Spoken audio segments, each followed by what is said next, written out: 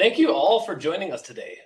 We really appreciate that you've given us your time and attention, which we know are kind of rare and valuable resources for business unit leaders here. We'll try our best. Our goal is to make this webinar relevant and useful for you and your organization so you can take it back to your organization and implement things yourself. My name is Adam Ramberg. I'm the Director of Consulting Services here at Marco. I've got a unique role that allows me to be deeply involved in both Marco's internal security program, as well as leading the team that consults with our customers to develop their security programs. Marco internally has over 12,000 employees across, 1,200 employees across the Midwest and the East Coast. It's very important for the success and sustainability of our organization, our employees, their families, that Marco's ready to handle any disaster or incident unforeseen. And today you're going to hear from Jennifer Hemmah. Jennifer leads a team at Marco that has created not only the security program that we follow, but has also helped foster a culture of thinking and acting with security in mind for all of our employees. Marco is also one of the biggest managed services providers in the country. We offer managed and project services to over 25,000 customers, whether it's IT, voice, video, or print. Each service is delivered with a security first and consultative approach. We help organizations prepare for the what if it does happen, and also help them execute their plans for the when it does happen. Our co-presenter today is Charles Brandt. Charles leads a team of security officers dedicated to helping Marco's customers build, train, and practice the plans that we are focused on here today. So without further delay, let's have the speakers introduce themselves. Yeah, thanks Adam, Kim, and thanks everyone for joining today.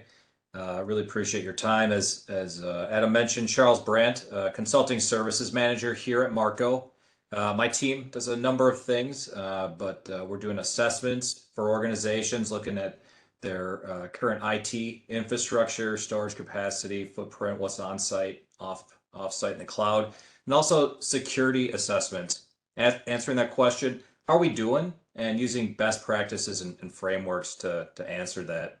Also on the team, we have VCIOs and VCSOs. So we're really seeing a lot of different stuff across multiple environments, verticals, from manufacturing to healthcare, cities and counties, everything you can kind of imagine, really.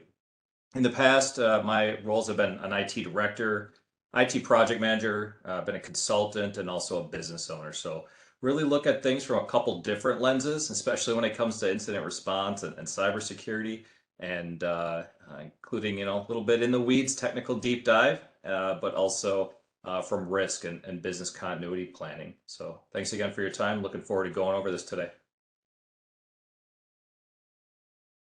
Yes, hello, and I'm Jennifer Hemmah. I am the risk manager here at Marco, and I've been here for 5 years now. So my role here includes maintaining our NIST and SOC 2 compliance and overseeing our enterprise risk management program. So my team includes areas such as vendor due diligence, control testing, risk assessments, policy maintenance, and the recovery documents that we're going to look at today. My past roles have always focused on everything audits and control, so audits, control design, control testing, and risk assessments, both in fraud and business areas. Great. Before we get started with the presentation, we do have a quick poll for you. So I'm going to go ahead and open that now. And as I say, the question is, do you have an incident response plan? So answers are yes, we have an IRP, no, we don't have an IRP, or you might be unsure. So we are going to let you, there's a notice that's going to come up asking you to participate. Go ahead and click into that, choose your answer, hit submit, and then we will display those results for everyone at the end of 1 minute. So you should be seeing a timer. It looks like we are getting some people to answer. So a little bit of a mixed bag right now. So we do have people that have IRPs, some that don't, and we do have some that are unsure.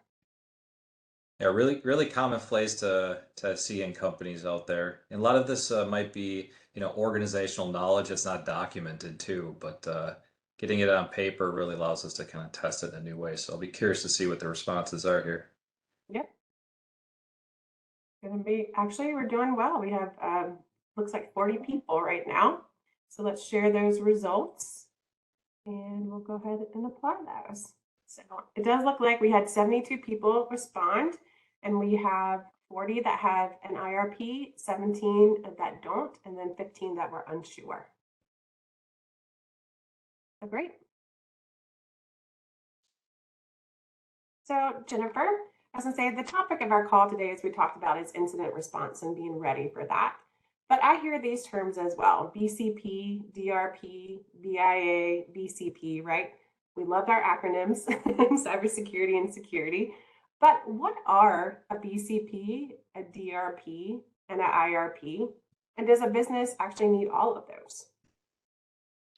Yeah, great question. So the short answer is yes, a business should have all three as they serve a very distinct purpose for each one. So our main focus today is going to be on the incident response plan, which that one documents how your organization will proceed before, during, and after a cyber incident.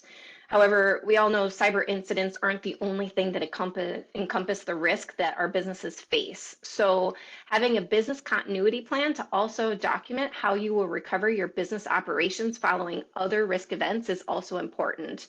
So your BCP will usually reference your IRP, but it will go further and it will cover events such as, winter storms, fires, pandemics, everything else that your business might face. You also need a disaster recovery plan, as that one more specifically looks at your data and how it will be recovered, as well as your infrastructure and how you will restore that after an event. Throughout our session today, you're also going to hear us refer to other disaster recovery documents, and one will be the business impact analysis, and we usually call that one the BIA. So this one evaluates the impact of a risk event in more hours and data. It helps you look at prioritization and what systems you need to bring back first, because how much data or how many hours can you lose? And finally, we also reference a lot the risk assessment, which that one looks at your various risk scenarios that could affect the business, along with their likelihood and their impact if they happen. This one helps you assess, do you have mitigating controls in place? Do you need more? And then it helps guide the other documents for what you need to recover or what you need to cover for your recovery documents.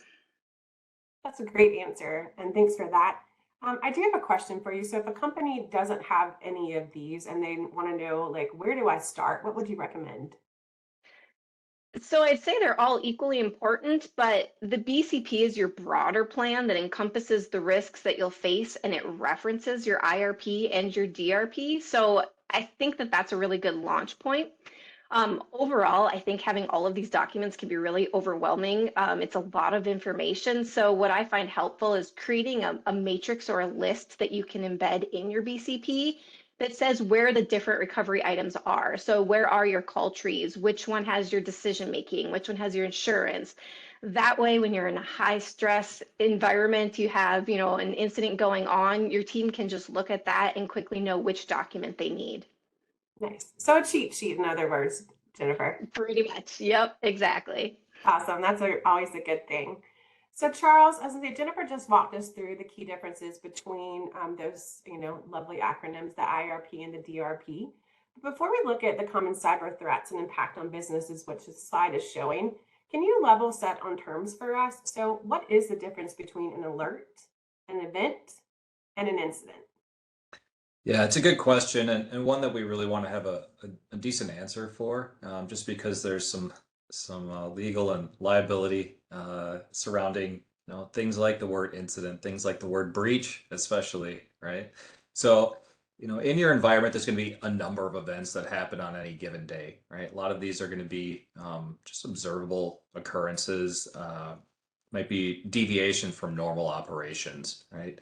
Some of these are going to have potential impacts on security. And we talk about security, cybersecurity specifically, we're talking about, the confidentiality of your information, the integrity of that information. Is it correct, or has it been maybe altered, potentially maliciously? And are systems available?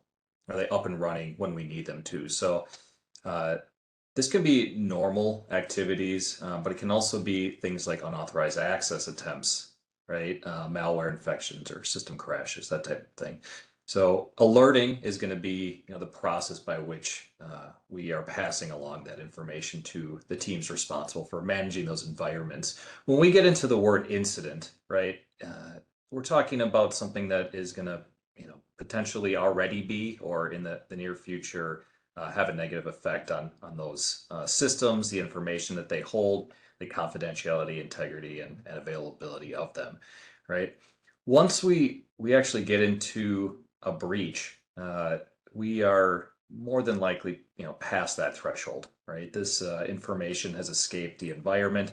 Doesn't always have to be maliciously. There's definitely times where somebody, might release something that they shouldn't have on accident, right? But we have disclosed that to unauthorized parties. So a couple of terms we want to be familiar with. And as we go through and create IRP documentation, a lot of the ones we put together, right, with customers actually have those definitions right at the beginning to make sure that people that don't have a background in this just are starting to become familiar with those terms and maybe when it's appropriate and not appropriate to be using them.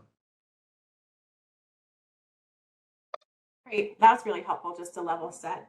And then Charles, I'd say when you're looking at this, I see a lot of things that are common, right? So phishing, some of the terms that we know, but can you walk us through these types of attacks that are common for businesses or organizations today?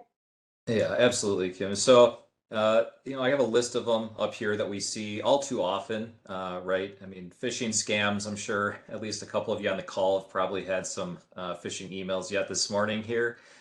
Compromised credentials, right? Sometimes this isn't even in the environment. Maybe you have a company issued email and you're using it for all sorts of stuff out there in the world. Those sites get compromised, the credentials with them, and then attackers are coming right back at your environment because people share passwords across different sites. Data breaches we kind of just covered, right? Ransomware obviously taking up a lot of headline space these days in the news across every industry and sector you can imagine. But really decrypt or encrypting information and systems, locking people out of their core business resources and basically extorting them for cash payments to get them decrypted or reavailable. So distributed denial of service, right? So things like botnets where there's computers all over the world that are compromised and they're used to attack systems. Think about if you have a web server, right? And it's getting tens of thousands of hits every second and bringing that resource down. It's not available any longer. So very common attacks.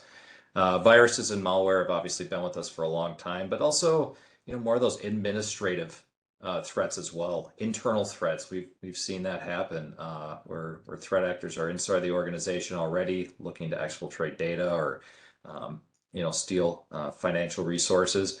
Wire fraud, very common. People are on net 30 terms and they're sending very large payments across wire transfers and not knowing that this went to a malicious party because some account information had been changed until much later. And then identity theft, right? So very prevalent out there. I included artificial intelligence here as well because the tool sets that are now available are really allowing even smaller threat actor groups to really hit a larger number of potential targets. And what that means for everybody out there, it doesn't matter if you're a small to medium-sized business or enterprise level, and you have a national or international footprint. If you have vulnerabilities, there are just scalable tools that are going to allow threat actors to get eyes on you. And with these tools, these tactics, these techniques in mind, they really can cause some damage. So we want to make sure we're planning for that and have some response documented, and we know our roles and responsibilities as we move forward. That's great. And Charles, and say for AI, that's always a hot topic, right? I feel like that we can't get away from. 2023 was the word for AI, right? Artificial intelligence. And as I say, there are some definitely upsides to that from a cybersecurity and what you can do with the tools and solutions, but obviously we know that there's downsides for that as well. So when we talk about, you just talked us through those common threats that criminals use. but they also use a methodology. And so it looks like to me, is this list of 7 groupings on here like a cyber kill chain? People might have heard that term. Yeah, cyber kill chain, is definitely one of the methodologies that's listed out there. The ones I have listed here are very similar to that. I've combined a couple steps. I've added a little bit more, right? Also, MITRE ATT&CK framework, very popular out there. I actually lean towards that a little bit more because, the reality is threat actors are kind of not necessarily going through every single step. They're moving across the landscape based on what's available, right? But I think regardless of which framework you're looking at, and I do suggest becoming familiar with both, that we see that this is a well-defined process that threat actors have available to them. The tools are built to allow them to do this. From open source intelligence resources out there to do target selection and reconnaissance, right? Scanning your environment, understanding your vulnerabilities, developing payloads that are specifically weaponized to take advantage of those vulnerabilities and get in or past your access portals. So once in, right, there's a number of tools and tactics and techniques that are going to allow them to exploit those vulnerabilities, execute code remotely, build up a persistent access to your environment, right? Take over those machines, move laterally throughout the network, escalate privileges, and always, what we see is with an objective in mind, right? So different groups have different objectives. There's some that are really good at, ransomware environments or pulling data out of them. Everybody's got their own unique specialty out there, but I think, as we're looking at this, we really have to see it's not scattershot. It's not just people kind of going at it willy-nilly, right? Like there really is a process to this, and people know what they're doing. So you do have to prepare for the attacks that you're going to be seeing. Yeah, so that proactive, right? As in say, and then you leaned into a little bit about this, but why is understanding this model and how they do the attack so important when we're trying to defend, right? Yeah, absolutely. So I mean, it's really hard to defend against something when you don't know what's coming, right? The other one is especially with the vast reach that threat actors have with the tools available to them. Low-hanging fruit is just kind of ripe for picking, right? So if you don't have these basic cybersecurity hygiene processes, solutions in place, you just become a prime target. So kind of hate to use the analogy, but you don't have to outrun the bear. You got to outrun the guy next to you, and there's a little bit of that out there, right? If it's going to take a long time to get into environment, and a threat actor's looking at the person, the next one down the list, and they're wide open. It's just it's a lot easier to get in, so they're tended to move that way. Yeah, and then their statistics have been, if you have been in an incident before, you're more likely to get attacked again. So it's really important to, make sure that you're understanding this and being able to defend against it if something does come again. So as I say, the next thing we're going to talk about is really incident response, the core components. But as I say, there are IR frameworks out there, Charles, for people to reference. So I know there's two that we look at. So NIST and SANS both have one. Do you have a recommendation on one versus the other, or what Marco uses? Yeah, I like both. I mean, NIST is kind of consolidated into a smaller grouping, and I have those listed here. We'll walk through them. Preparation, detection, analysis, containment, eradication, and recovery. And then obviously that post-incident activity. We don't want to forget that. Honestly, all too many companies do. A lot of things like lessons learned really are going to help you prepare for the next one, as much as nobody wants to think about that right after they've been dealing with one. SANS also very good. Hits on all of these components as well. They just break it apart in a little bit more. They separate out containment, eradication, recovery, that post-incident activity, lessons learned. So I would become familiar with both. We generally lean towards NIST in our consulting services, and that's what I have listed here. Perfect. And then this diagram shows obviously a pre-attack, attack, what we label as incident, and then post-incident. That's where we're talking about today, right? That IR piece of it. So Jennifer, I have a question for you on the response side, right? Which Charles just talked about for that framework. Who determines in an organization whether an event or incident occurred within the company? Yeah, good question. So your plan should include the details of which individuals you as a company have authorized to declare that a security event has now officially become a security incident, and put that into the plan, say when you need to implement the plan. This is typically a member of your security or your IT leadership team. And you should always include backup individuals that are able to also declare an incident. And Charles talked us through that level set of alert, incident, right? And then events, and then obviously the word breach too. But um, just for everyone, if you're not, so technical on that security side or on the risk side, why is it important for organizations, those key people that are going to be, part of the IRP, really those people, why do they need to know what word to use? Why is that important?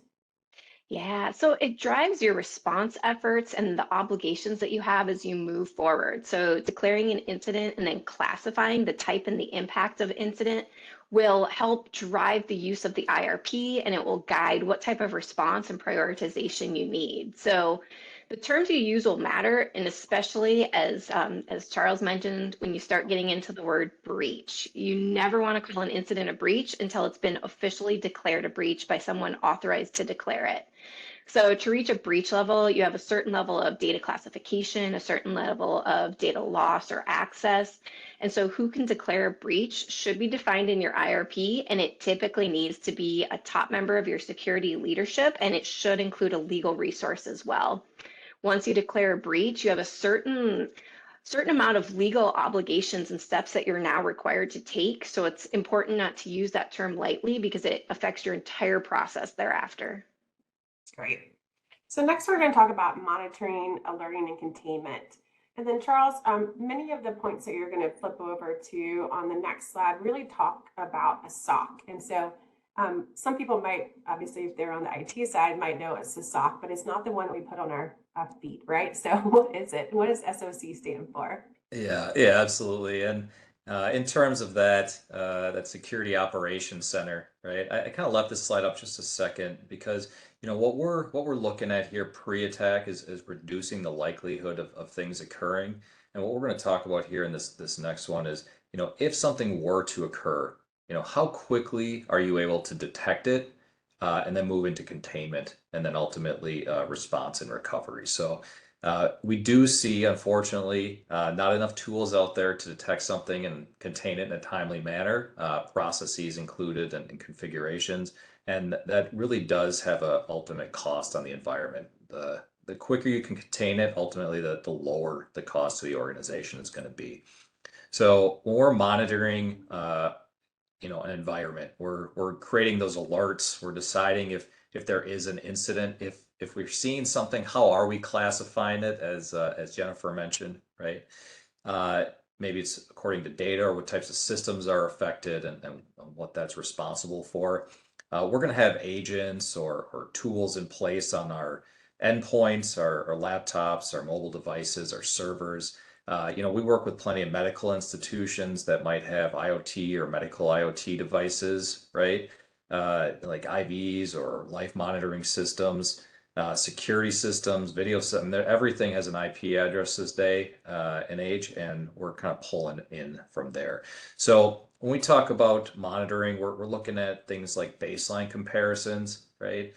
Somebody from accounting who's never opened up a PowerShell script in their entire life is now running something, Friday night at 9 o'clock. Well, what's going on there? That should be flagging somebody. It should be alerting somebody. It should make sure that it's going into that kind of life cycle for responding to a potential incident and ultimately could lead to a breach if it's not addressed, right? So what we're talking about is a way to get eyes through a single pane of glass. So you mentioned SOC, they're using tools like SIM solutions, right? Security information, event management systems. You might hear the term MDR, managed detection response, right? We have a tool that's getting in front of these things, turning off those accounts, revoking sessions, things like that. Those faster reaction times allowing us to contain it before it spreads it's really going to require, solutions. It's going to require trained staff. A lot of people don't think about that. Hard to hire qualified individuals, hard to retain them. And when they leave the organization, a lot of the time, it's hard to replace them as well. So a couple things that we want to kind of keep in mind as we're going through that. That's great. Jennifer, I have a question for you just around this bullet event classification. Can you talk through what that means when we're looking at this containment and monitoring? Yeah, absolutely. So I know Charles and I have both said how important it is to classify your events. So a classification helps just like drive your decision making, your prioritization, what steps you're going to take. So when you're classifying, first you should consider the category of incident. So are you dealing with social engineering, malicious code, a third-party event? And then you also need to assess what data or systems are involved. Is the data internal? Is it client data? Is it confidential? Is it protected? And then if it's protected, is there any PII, personally identifiable information? As with the data privacy laws, that just brings in a whole nother level of things you have to do. So look at your data and then also consider the overall impact on the business. Is this an operational risk, financial or reputational, or so on? So, for example, if you just say, I have an incident, that doesn't give you a lot of information. But when you classify it, if you have a low impacting social engineering event or incident with no data involved, that'll have a lot different response than a high impacting malicious code incident with possible confidential data access. So you can see how classifying that upfront and quickly will help you move forward and see what steps you now need to take. That's great. Thanks for that explanation. So when it comes to planning, I was like, that's really the piece of that readiness, right? And documentation is a key point of that. I feel like from what we know here at Marco, right? So it's really that crucial differentiator. It enables an organization to really quickly contain the damage and also rapidly recover normal business operations, which is why it's so important. So Jennifer, can you walk us through what is needed for an IRP? Yeah, absolutely. I know we keep saying you need to have one, but what needs to go into this big document, right? So, as Charles mentioned earlier, a good NIST-based IR plan should include your preparation, detection, analysis, containment, eradication, and recovery, which is a bunch of control words, right? So where do you start? So when you look at developing your plan, you need to take these topics and include detail of how each is going to be achieved. So a good way to start this is to start with some scripts for some common scenarios. What are you going to use to detect and then react to malicious code? Or what are you going to do those things for business email compromise? And start with some scripts for some common scenarios you're going to see. Also, up at the beginning, you also want to look at classifying your incident. How does your business classify incidents? How are you going to look at the impact? How do you determine that to your business? Next, your IRP plan needs to include who is going to be in your response team. This should be a cross-functional group, not just IT. Incidents have a really large business impact sometimes, and so you need to have members of your executive teams and your leadership teams, legal, risk, security, and marketing, so that you can both maintain control of your flow of information, but also not make your response team so large that it can't move as quickly as it needs to. Within the IRP, you also need to define who can make decisions, who's authorized to make decisions when moving forward, and what decisions can your response team members make in the moment versus what do they need to escalate. Also, including predefined response strategies is a really good practice. Before you're in an incident, think through, are you going to entertain ransom demands, or is that a no-go for your business? Do you have client restoration priorities so that if everything is down, you know which clients have to be brought up first, if they're a hospital or other type of clients? These types of decisions are so much easier to make when you're planning versus in the moment when you're in a high stress environment. Another crucial portion of your IRP needs to focus on communication. So your plan should include details regarding who is authorized to speak to the media and law enforcement, and who is authorized to create what you're going to release to your clients as far as information. So it's crucial to direct who and then how this will be done. Your sales members, your client contacts, they need to know how they're allowed to respond to clients, and how they're going to receive the approved information. It's also really important that your employees know that if they're the ones that get contacted by media or law enforcement, who do they route that to? Where should that go? So that you are controlling the flow of information and making sure what gets out there is accurate. Your plan also should have some good details around your insurance information and any other incident response or public relation vendors that you have on retainer. A lot of times it's important to get these contacts involved early. Some of them even have requirements around when you have to involve them. So defining that in your plan is a really good idea. And finally, an IRP only works if people know about it and it's up to date. You need to ensure that the people listed in your plan know where it is, know how to find it, and they understand what's included. I'm not saying everybody has to memorize the entire plan. That would be nearly impossible, but they should be familiar enough with it that they know what's inside of it. They know how to quickly reference it and use it. Any changes to your plan also need to be communicated to your team members, and it should be updated and tested regularly to ensure that it's actually covering what your response processes need to be. And finally, I think it's a great idea to also list that adherence to the plan is a requirement and enforce that within your company policies, just to create the overall structure around it and the environment that this is what we need to follow, and this is our plan. Nice. So Jennifer, can we dig into that change management piece a little further? You mentioned that it needs to be reassessed and validated, right? And so you mentioned training and testing, but how often does that need to happen?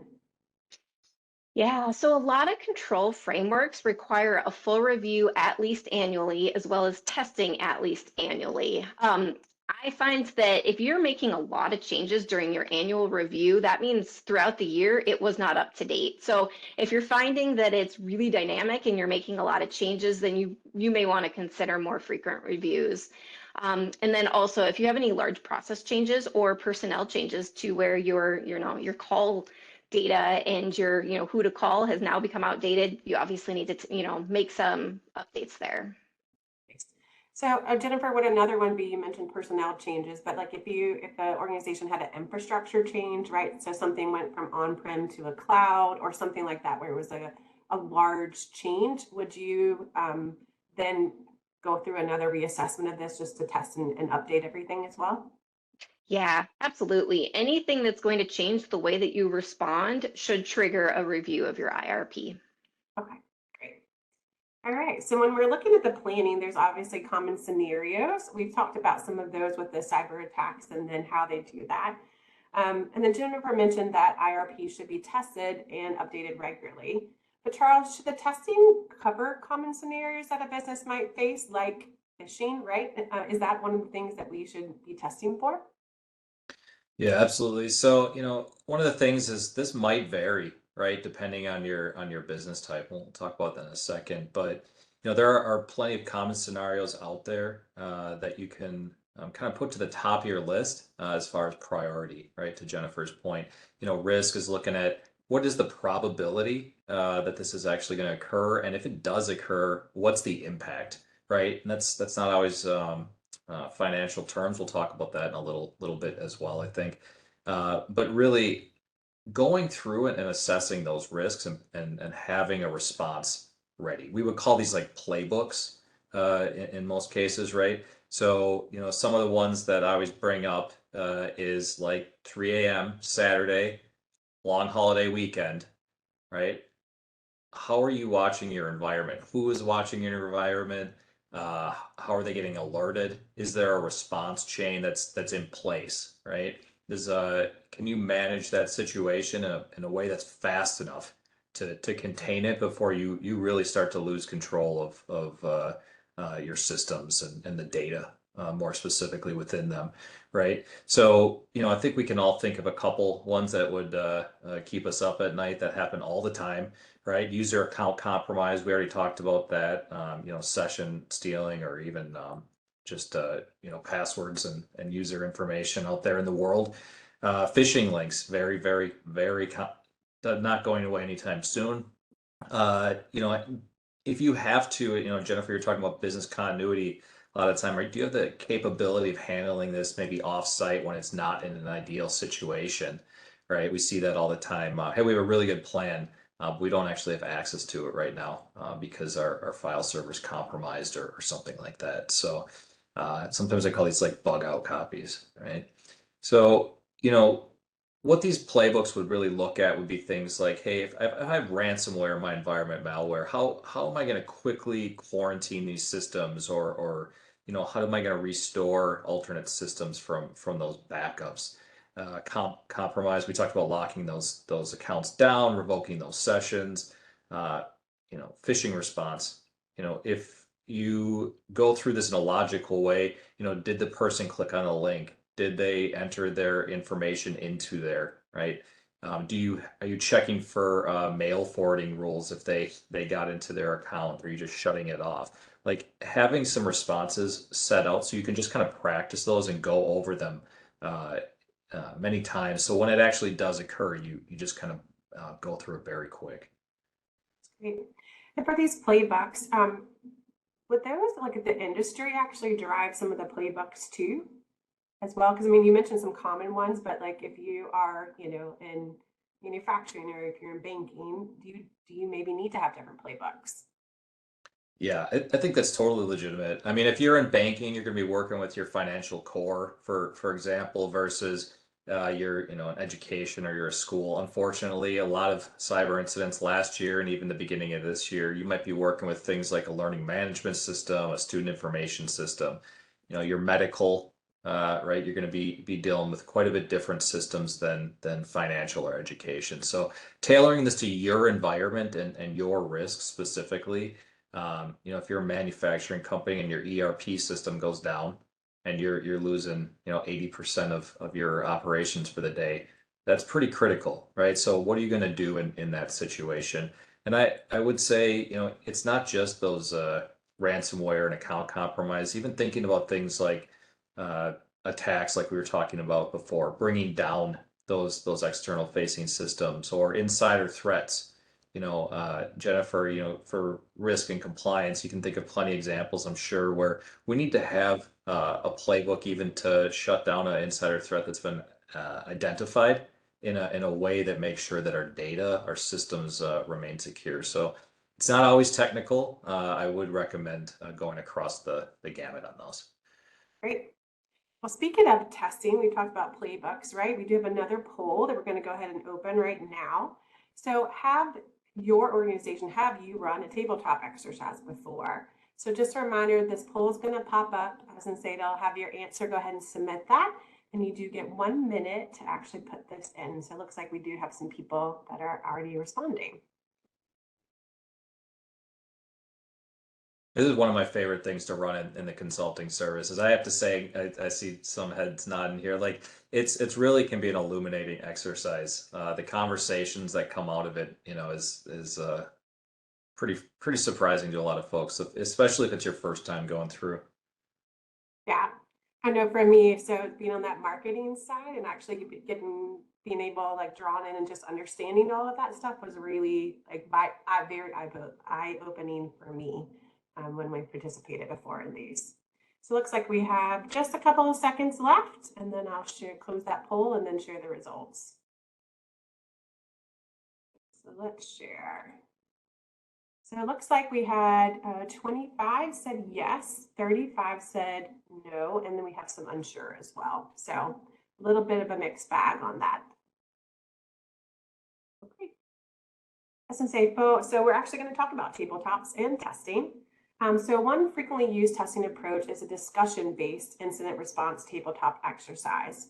So during an exercise, teams talk through the procedures that they would apply and any issues that might happen during a specific security event.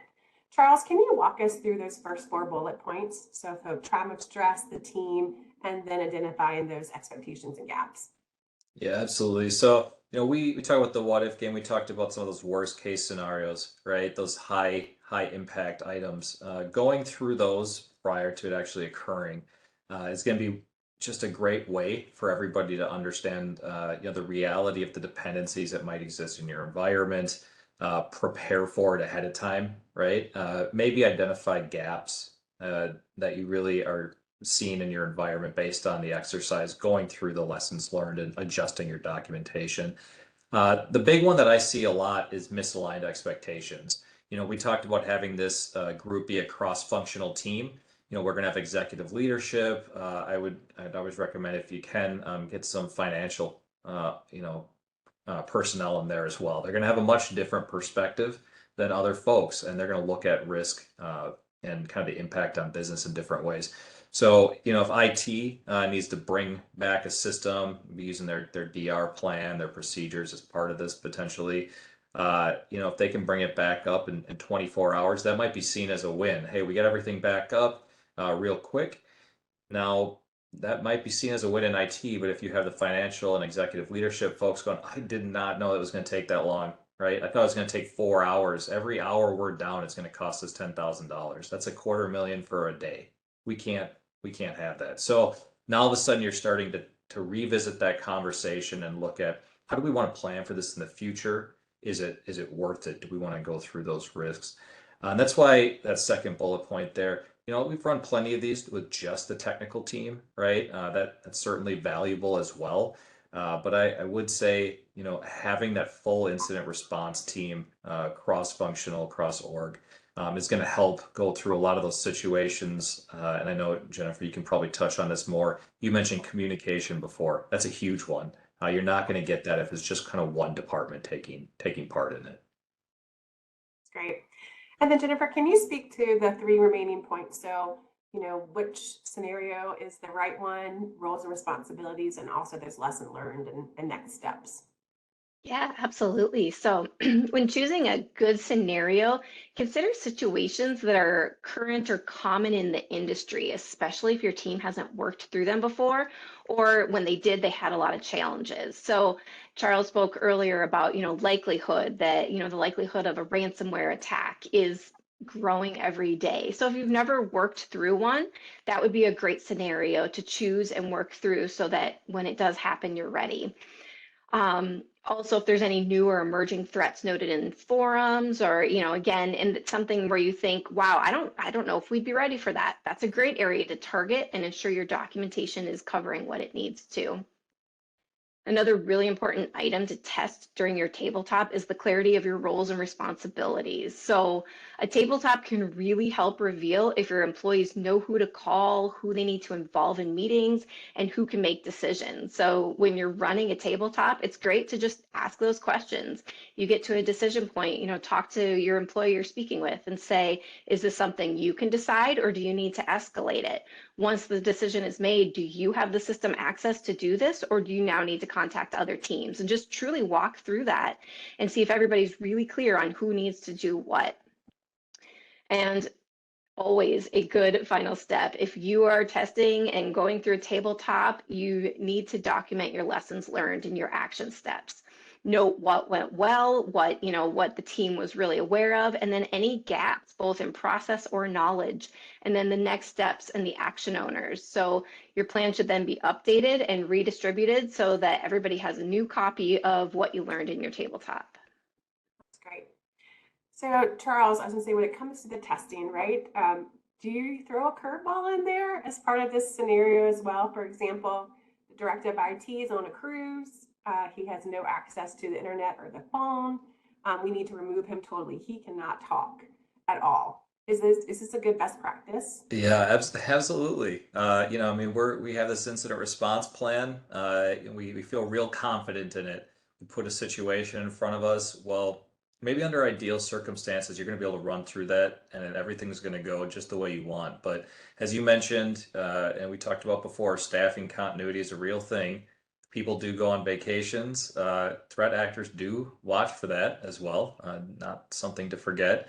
And I have some of the favorite tabletops I've been in is really where, that hero of the IT group that everybody kind of relies on has been asked to join, but actually to just stay a silent participant. They're out of communication for the day. So how is the organization going to react to that curveball, right? You really start to see what is documented and maybe where those roles and responsibilities that Jennifer mentioned are maybe too dependent on one person or one process or one system, and maybe where you have some gaps and who's not going to have access to those or know what they're doing if somebody's out for the day. That's great. And then Jennifer, you help lead testing here at Marco as part of your job. Do you have any best practices you can share around testing? Yeah, so I think the curveball is a good idea. Charles has mentioned both taking, people out of the equation or where you're working from. But I think another really important one to test is different times of year or different times of the quarter, because there's a lot of significant disruptions that can happen for individual teams. So a great example of this is finance at quarter end has to come back up a lot quicker, or payroll the week of payday. So a great way to set those expectations and know what your business needs is a business impact analysis, and looking at the critical business processes and the dependencies of the team and how quickly they need to be up and running at different times of year. This will allow you to assess the timing of when you need to bring systems back up, causing the least amount of business impact, as well as factor in, your business unit timelines and what they're thinking IT should be doing so that you avoid those missed expectations. Once you have this document in place, it's really great to just, test that as part of your scenario and throw in that different timing. That's great. As I say, so understanding the true cost of an incident is really important because, as I say, it goes beyond, as I say, just the financial pieces of it, right? The financial losses that are coming. So Charles, can you walk us through some of the other ones that are mentioned on this slide? Yeah, absolutely. And I think this is one where people maybe have a little bit deficiency in their business impact analysis, right? I worked with a lot of companies developing those. We do want to make sure we're understanding, obviously, the financial costs that are going to be sustained or the impacts are going to be felt if something does occur, but also operational impact, right? If your production's down by 50% if a system's out of commission, right? That's going to have a lot of cascading effects through your business. Also, things like reputation, right? A lot harder to quantify, right? It's more of a qualitative categorization, but we can think of people who have been in the headlines because they did publicly announce a breach and their reputation was severely impacted, right? People were not sure if they want to do business with them anymore, not sure if they felt they were going to be good stewards of their data. That trust had been broken. So it's hard to put a dollar amount on that sometimes, but it is a very real concern. And you might have contractual costs as well, right? If you're potentially going to lose contracts and maybe even a significant portion of them if you do experience a very large breach, maybe even due to negligence or something like that, right? So we have to kind of keep these in mind. I know Jennifer, you mentioned even things like reporting, right? One of the ones out there would be, hey, you're a publicly held company, maybe you have SEC requirements for reporting. How is that going to come into play too? So again, very non-technical, and I work in IT. I can dive down that rabbit hole, but there's a lot of administrative and kind of financial and implications that come along with these as well. Nice. Then Jennifer, with your background just in assessing risk in the risk side of house, can you just summarize some of the potential impacts that people might not think about as well? Yeah, this is where risk really gets intertwined in these IRPs and on this technical side. And Charles gave a great overview of what each of these means. And the reason it matters is so that you can assess the impact on your business in terms of cost and staffing and clients. A lot of large scale incidents, they'll have cascading risks. You'll start with an event that causes loss of operations, but as that goes on, it will correspond with a reputational risk of not keeping things up and running and a loss of clients, which then equals your financial risks. And if you aren't meeting your SLAs, now you're looking at contractual obligations and risks. So having good plans in place to help mitigate your risk and stop things early can possibly prevent them from just cascading to all the other areas of your business. And then, as I say, you also mentioned vendor due diligence is one of the things that falls under you at Marco. So can you talk a little bit about supply chain? So what if you're using a supply chain vendor that then has an incident, right?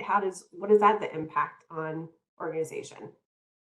Oh, yeah. With your supply chain, you have to be sure that you have a way for vendors to report their own incidents to you, because a vendor incident can very quickly become your own incident depending on their access to your systems and your data. So, again, classifying even those vendor incidents that you receive as notifications so that you know your impact and your data at risk will help you determine if maybe you even need to begin your own IRP based on a vendor's event.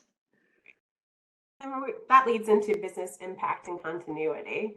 And so, Charles, I think you're going to show us a diagram real quick. Can you walk us through this?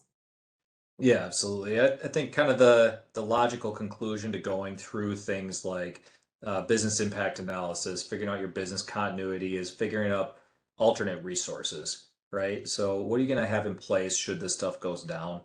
And a lot of the time, this day and age, we're talking about maybe backup cloud resources, software as a service or SaaS solutions, alternative processing sites, whatever that may look like. And again, this is going to go beyond just financial. I mean, if you're you mentioned time of the year, right? CPA, obviously you're gonna disrupt your operations pretty significantly. We just passed tax day, right? So that's a big one. But think about things like police or medical, right? If you have systems down, you can't communicate when you need to, you can't monitor, critical life services at a certain given point in time. You might even have some fatality outcomes as well. So we want to really understand those risks and mitigate them and make sure that we have processes, alternate processes in place to kind of make sure that we can keep those businesses running with their services and reduce those potential loss metrics to just the bare minimum according to the risk calculations that we're seeing. Great. That's a good lead in because we're going to ask Jen about business continuity risk. So, what should organizations be thinking about in preparing? Yeah. So, we've been talking through all these recovery documents and how important it is to have them into place so that you're thinking through all of this ahead of time. And it's obviously super important to have all of your technical aspects covered in your plans, but also think past the technical pieces. Fully understand what are the core business applications for each of your business units and what are their recovery needs. Understanding the priority and the key timelines within your business, as well as the impact of not performing those critical functions when you're faced with an outage, can really help you make better and informed decisions on the technical side of what you need to bring up first and what steps you need to be taking. So that's a great thing to think through. I think another one is don't forget the people in your plan. Do you have enough staff to cover both bringing up your own internal systems and maybe client systems or data that's missing? What about if you have staff missing? What if you have a natural disaster or a pandemic or a holiday, as these are typical times for cyber attacks? Be sure you include the people in your plan, and do you always have sufficient coverage no matter what's thrown at you? That's great. I was going to say, well, that wraps up our presentation today. So just want to thank you, Charles and Jennifer, both for walking us through this. And just a reminder, we are recording this, and so we will share this out with everyone. And then Charles, you put some information here so people want to reach out to you, and Jennifer, they can. But I do have a question already from the group. So Charles, this first one I'm going to throw over to you. Should businesses handle IR planning internally only? Or where does an outside vendor or provider potentially fit in there? Yeah, it's a good question. You get a lot, both on IR planning and specifically those tabletop facilitation as well, right?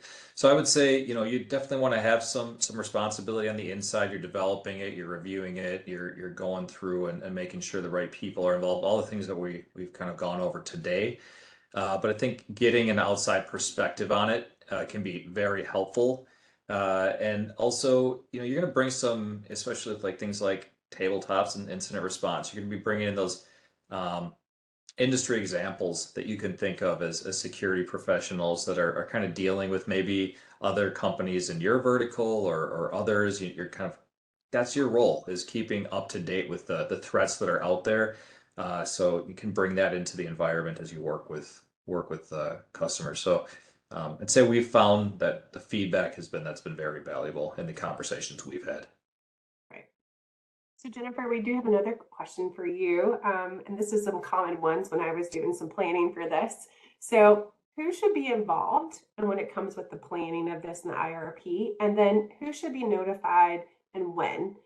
So can you give us some additional guidance on those? Yeah, absolutely. So, as far as who to involve, I think it's critical that plans are developed cross-functionally to look at all of the areas. So, IT, security, risk, legal, executive, and leadership teams, and communication teams. And, we've mentioned vendors before. If you have critical vendors that are a large part of your operation and keeping you going, it's a good idea to understand their involvement as well and include them in your planning and, if they're willing, in your tabletop testing. As far as notification, you should ensure that everybody listed in the plan and all of your key stakeholders review the document periodically so that they know what's in it and it stays updated. And that way they can quickly reference it. And then always be sure your stakeholders know when changes are made so that they're not assuming something's there and it's been updated. Right. Charles, this is a really good question. Sometimes, depending on the type of incident, there's a lot of people involved in an organization, and that maybe can complicate the remediation process. Do you have any advice on this? Yeah, a couple things kind of come to mind. So one would be, in your documentation, I don't think we covered it today so much, is you're going to kind of have that designated incident response commander, that IRC, that individual who's serving, in that capacity of kind of overseeing this incident response process, right? They're going to be talking to people across those roles and responsibilities and making sure that it's moving forward. So everybody can kind of do what they're supposed to be doing. They're kind of liaison and coordinator between those groups. And then, in the planning and documentation, as we go through, we talked about NIST before, can also be setting those guidelines on what types of events or, incidents are going to bring different types of people across the organization into play, right? So maybe not every time you have your incident response team, you're going to contact legal, right? That might just not be necessary. It very well may be amongst many situations, but there's going to be somebody that's in charge of getting a hold of them, and there's kind of a hierarchy that's formed, right? Marketing, communications, human resources might be the same way, right? You might not need to go down that channel. So kind of limiting the scope of how many people are involved, and at the very least having somebody that knows their roles and responsibilities and how to manage that situation, and having that incident response commander. That's a good point. Charles, this is a good question. Another one for you. In your experience, what is the most threat that people should be most concerned about in terms of business networks? Is it VPN vulnerabilities, accounts, social engineering? Do you have a feel for that based on current landscape? Yeah, I mean, you just hit the top three that really people are seeing, right? So if you don't have MFA on your VPN, after this webinar is over, add that to your list. It's actively exploited. We see very, very commonly things like MFA exclusions for actually some pretty high up members of companies. The most highly targeted. This can be senior leadership, executive leadership, and also in many cases technology staffing too, right? So make sure those exclusions are put back or not created in the first place. As you mentioned, the social engineering, especially with artificial intelligence, it's just getting unbelievable, right? So I remember the days when you could kind of spot a fake email from across the room. That is just not the case anymore. These are able to be tailored to your staff and your business's situations. So making sure that you have that on your radar.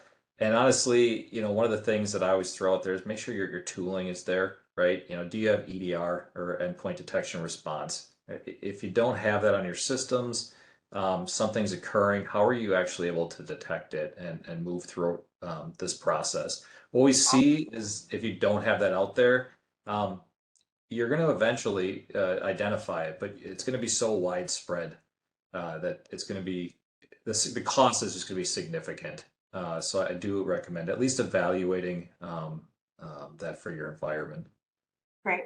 And I was going to say we're at time, so thank you. But Jen, we did have one question that I want to sneak in. So if some people need to jump, totally understand it. But the one question that came in, what is the common mistake that you see with IR plans. So I think this is a good one just to touch on, and then we'll wrap it up. Yeah, I'd say first and foremost, letting it become outdated or stale. You can put a ton of work into making these plans and do everything we've talked about today, but if it's outdated when the time comes to use it, it's not going to do you any good. Um, so I think another common one too is just include not just what to do, but how to do it. Don't just include that you need to, contact this person, but how. What's their number? What, format to contact them in. That's great. All right, Charles, I'll turn it over to you to wrap up. Yeah, thanks, Kim. Just thanks everyone for joining today. Really appreciate your time. Hopefully this was valuable. I know that these threats are very common out there in the world. Making sure you have both the documentation, processes, procedures, and the planning that goes into it, very important. So certainly encourage you all to do that. I know, Kim, you have some documentation you were going to send out after this to those who participated for some incident response plan templates. She'll include my contact information as well. So if you do have questions, you want to go a little deeper, maybe set aside some time to chat, please feel free to reach out to me on that. And if you are already kind of working with Marco, you might have a assigned technology advisor or technical account manager. Please feel free to reach out to them, and we can also kind of set some time up to see where you're at and maybe some of the priorities that you should have on the roadmap coming up through the rest of 2024.